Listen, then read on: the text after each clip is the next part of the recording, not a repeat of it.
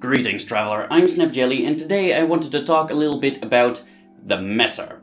Yes, now, I know that probably most of you guys would already know the basic history of the messer, so I'm not gonna waste too much words on it. That's not why I'm making this video. For those who don't know, I'll just give you a very quick synopsis. Basically, the messer was a German civilian weapon. Messer is German for knife. Usually people today just say messer.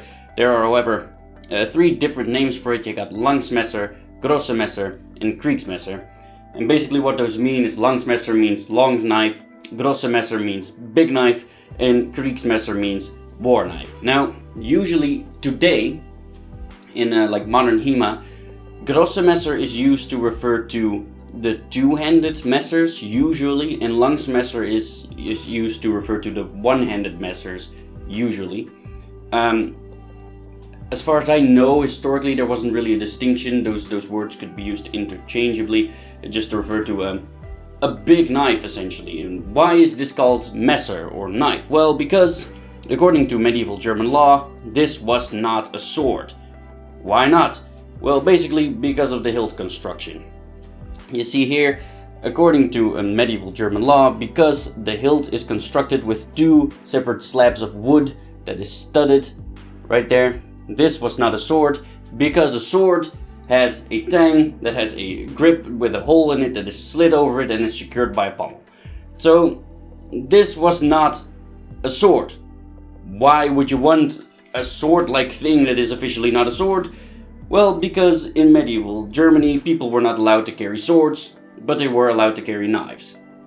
So there you go. This is not a sword, officially, even though it basically is, it's not, so civilians were allowed to carry it. That's the gist of it. It was one of the first fuck the police recorded in history. That's how you could see it. Now, I could also say that messers are usually a bit shorter than arming swords, and like grosse messers are usually a bit shorter than long swords. But that's really averages, to be honest. It's like you can have a short arming sword as well. Like the average messer tends to be shorter than the average arming sword, but you know, like you can have a fairly long messer, you can have a fairly short arming sword. So I don't, you know, it's to me on average just something for you to keep in mind. But honestly, it doesn't really matter a whole lot in my opinion.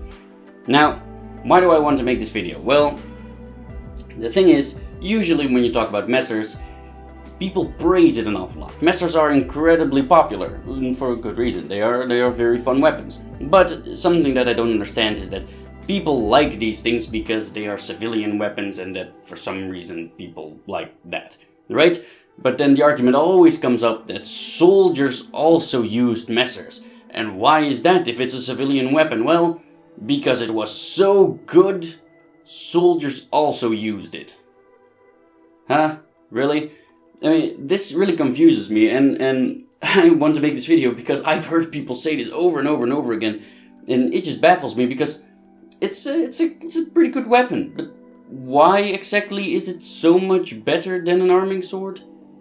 I mean, it has a nagel right there, so a little bit of extra hand protection, but it doesn't really have a false edge except for this small portion here, and like I said, they tend to be a bit shorter. Like the grip is not as oval. Depending on if you like that, it may not be as comfortable. Yeah, for the most part, it's fairly similar to an arming sword, I would say. I wouldn't really say that this is so much better. So then why would soldiers use this if it wasn't better than an arming sword? Well, what I think is simply that there's not much of a difference. As a soldier, or civilian, you had to pay for your own equipment, right? If you wanted to defend yourself on the streets, you were not allowed to carry a sword, so you would get one of these. And if you became a soldier, you would have to buy your own equipment as well. You would have to buy your own sword. You were required to have a sidearm, so you needed to buy your own sword.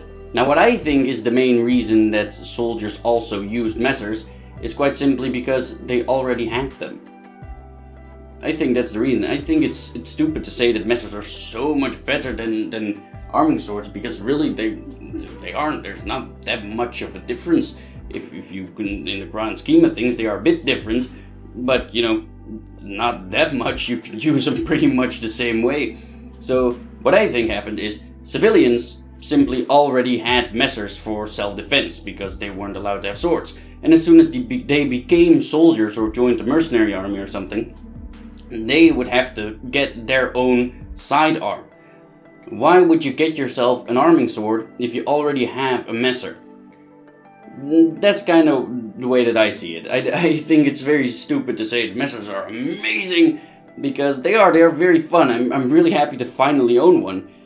But they are not more special than arming swords. They are not superior to arming swords, I feel like. And also you gotta keep in mind that this would be a tool that they would already be used to. If they owned it for self-defense at home, then this is the thing that they are gonna be used to handling. You know, it's the thing that they're gonna be used to having it dangling around their belt. Because that's also something you have to keep in mind. Carrying a sword, honestly just on your hip, it can be quite annoying if you're not used to it. And even if you are used to it, because you essentially have a very stiff tail that you're swaying around.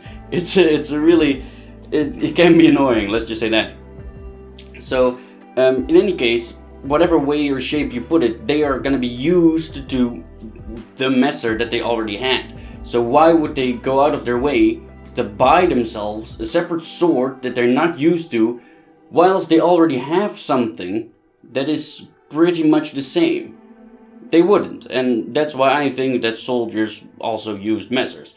They are not better than arming swords, they are not worse than arming swords, they are incredibly similar to arming swords, basically. So why not use a messer instead of an arming sword? That being said though, I know that people are gonna make comments about this part, about the nagel. What is it? It's better hand protection, it's better, it makes everything better, blah de blah. Yeah, kind of. What is the nagel? Well, it's simply more hand protection. Because it was a civilian thing to use. What? I can't talk. Because it was civilian self-defense equipment, essentially. People didn't use these things with shields in civilian life. Whereas when you look at arming swords, they were only really used on the battlefield. And on the battlefield, you wouldn't really carry a sword and nothing else to accompany it. You would carry your sword in one hand and your shield in the other hand. You could protect your sword arm with your shield.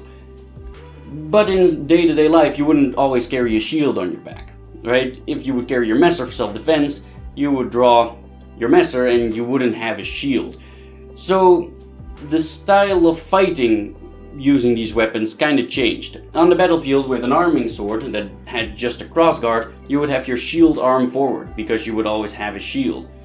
Whereas if you would just have a sword, people switched to having their sword arm forward, and they very soon noticed that their knuckles were in danger. I'll show you. Whoopsie daisy. When two weapons collide, clang, right there, they slide down, and it hits the crossguard.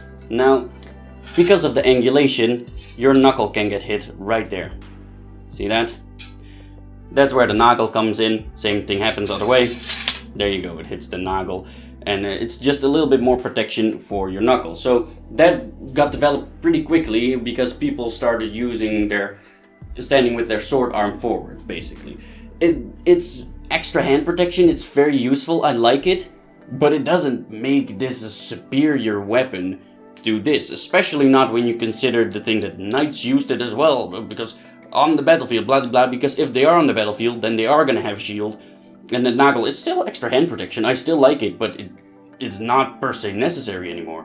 The nagel was constructed because it was used without a shield. So if you use this not a sword, if you use this knife with the shield, then the nagel is well, still useful, but you don't really need it. And over time, swords and daggers and stuff started developing extra hand protection as well. So then the nagel wasn't special anymore. There are also swords with like side rings and daggers with side rings, and people tend to think for some reason that those are to like stick your thumb up there or something, which no, it's really, if you have a sword that has a ring on one side, that's really just extra hand protection, the same like a nagel. It may as well be just a shell or like a single, like a bar thingy like this, but like if you make it a shell, that's basically just a waste of material because in the middle there doesn't need to be anything, so people usually made it a ring. It's really nothing more. You don't have to do anything with that. It's just supposed to cover that knuckle and nothing else.